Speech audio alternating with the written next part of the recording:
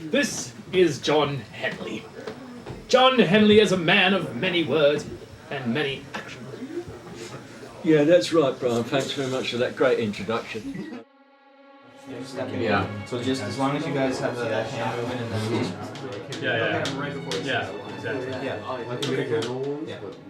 Henry Wallace is a very lonely person. He's very isolated from the rest of the world. He lives on this farm and he spends his days sort of trying to get by doing long hours of work.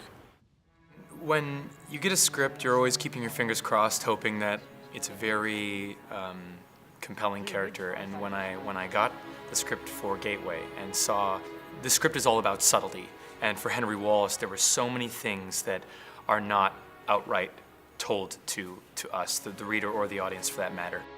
It was a really exciting process for me to be able to dig deep, pull back the layers, and give a really rich backstory for who Henry Wallace was to me. Please, Mr. Wallace. Please, go. Mr. Wallace! Look, I told you to back off, okay? Now get the hell I've out been of waiting here. all my life! Working with Steve was actually a real treat. From the very start, from the audition, he had notes, he had backstory, he had enthusiasm coming into the role, and it was just, it never stopped. Every time you saw Steve, he was just this ball of creative energy. And the beauty of Steve is that he's not afraid to let his ideas known, but also if the director isn't open to that, he's willing to dial it back and just keep things to himself. John Henley, he is just a great person to be around in general. And even if I wasn't in film, I'd want to know John Henley.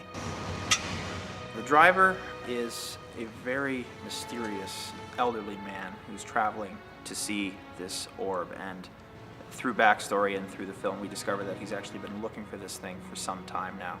So he's looking for this thing, we're not sure why. So he's sort of a mystery, this old man.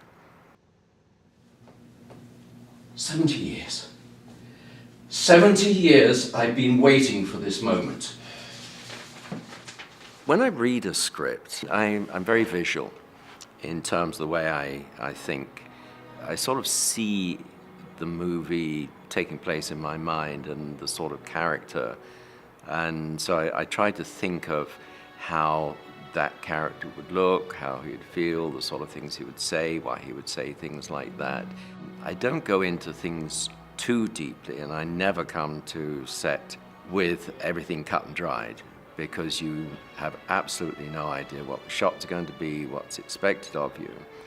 But I try and stay true to the character that I feel is right for this particular movie.